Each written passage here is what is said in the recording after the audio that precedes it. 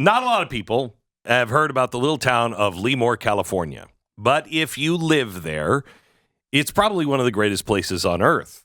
Buildings are from the early 1900s. They decorate the street corners, and residents gather around the town gazebo in the downtown area, and murals are painted on the sides of the businesses that tell their history.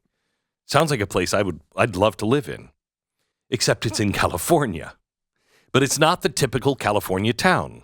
It sits inland, way away from the Pacific Ocean, and it's about directly in the middle of the state. Lemoore is around 200 miles north of the glitz and glam of Los Angeles, 200 miles south of San Francisco, and about 200 miles south of Sacramento. So if you've ever driven the 400 or so miles along Highway 5 from L.A. to San Francisco, you might have an idea of the type of community the people of Lemoore live in. City of Los Angeles just kind of fades away. The bright lights of Hollywood, the hopes and dreams of making it in show business, slowly gives way to more practical, hard-working lifestyle. And little by little, one by one, you pass farming communities and dairy communities. At times, you might think you're in rural Texas. Hard work, the kind of hard work that is evidenced by the blisters on one's hands, the sweat on their brow, the dirt on their clothes. It breeds hard and determined people.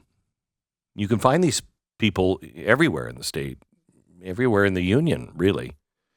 They're the people in Abilene, Texas, or Preston, Idaho, or Sheridan, Wyoming, Lemoore, California.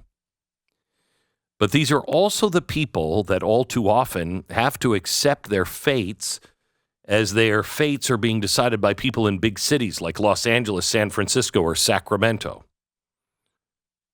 California recently passed a statewide legislation, mandates a $20 minimum wage for restaurants. It went into effect on Monday. And on Monday, the reality of big city politics landed in the small town of Lemoore.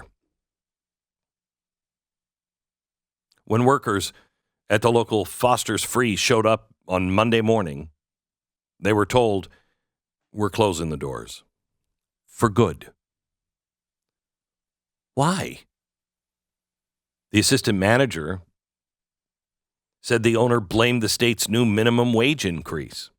According to her, Foster's Freeze isn't the only business in Lemoore where the wage hike is affecting people. Quote, "This is not the first business that's closing.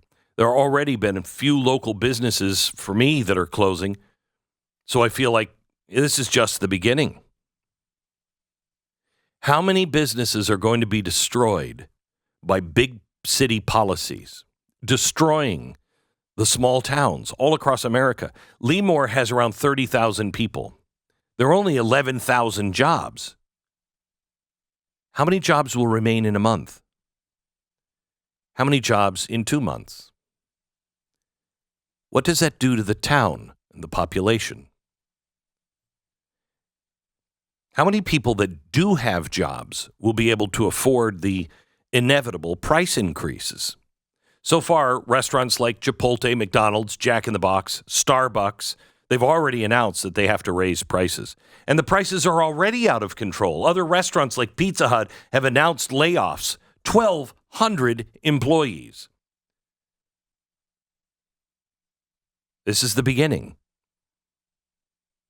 Who knows how bad this is going to get for your small town, which will empty your small towns, make your small towns that were just maybe beginning to thrive again back into ghost towns. If you live in places like Los Angeles, San Francisco, or Sacramento, you might be able to find another job or eat at a cheaper restaurant. But what about all of the people that live in towns like Lemoore? What if you live in a small town outside of California? Do you feel safe? You shouldn't, because California is the proving ground for radical left-wing politics. And when I say proving ground, not that they work, just that they can get them passed. It's like a giant crash test dummy for bad ideas, and our country is being destroyed because of it. The history tells a tragic story. Obamacare likely never would have gotten done without a radical California sociologist who advised both Bill Clinton and Obama and a high-profile governor named Arnold Schwarzenegger. Schwarzenegger's insane climate agenda was all but copied by President Obama. Now under Biden, it's destroying all of the reliable energy at breakneck speed. I don't live in California for a reason. Because there is no reason in California. We've all watched over the past few years how the left's radical criminal justice reform is incentivizing crime all over the country. Back in 2014, California passed Proposition 47. It reclassified multiple crimes from felonies to misdemeanors, rendering things like shoplifting, theft of property, forgery, drug possession, and others to mere slaps on the wrist. It gave criminals early release from prisons. We're seeing the ramifications on the streets everywhere.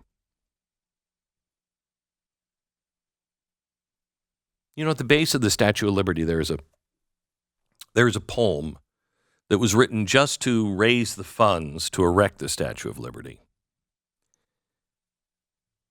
In it, it says, "Give me your tired, your poor, your huddled masses yearning to breathe free.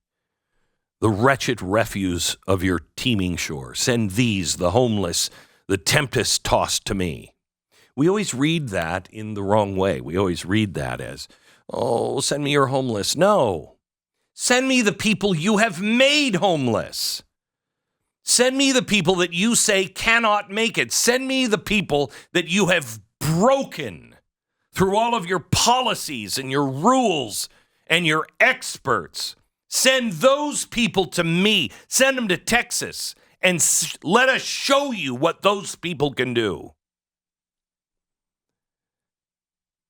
But what a new meaning this has in this new progressive day and age for the tired, poor, homeless, and huddled masses yearning for freedom.